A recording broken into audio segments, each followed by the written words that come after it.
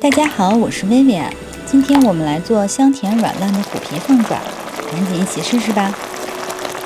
肥嘟嘟的肉鸡爪洗净备用，爱吃的可以多备点。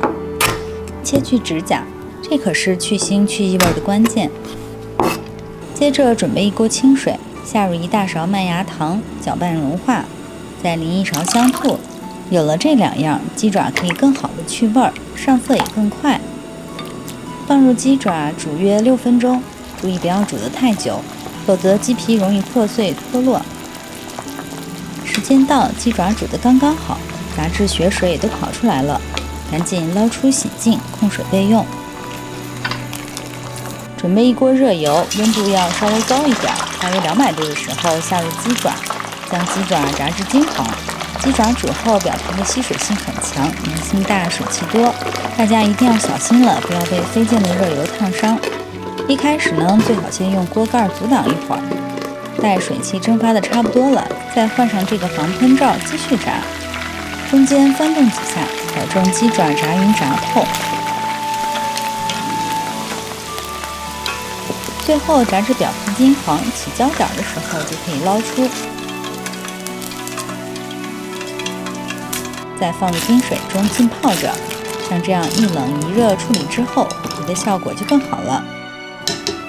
炒锅中倒入食用油，油热后加入葱姜、干辣椒一起爆香，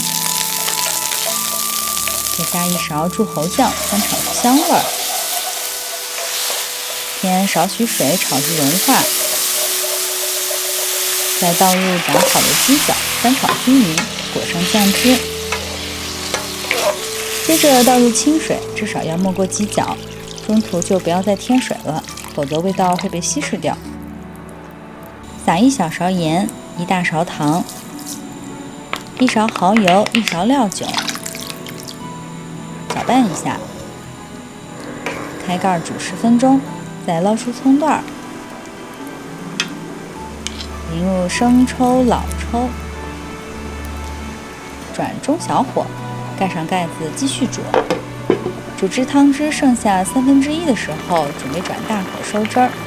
这个时候虎皮的效果已经很明显了，颜色也很漂亮，继续收汁儿，让味道更浓郁。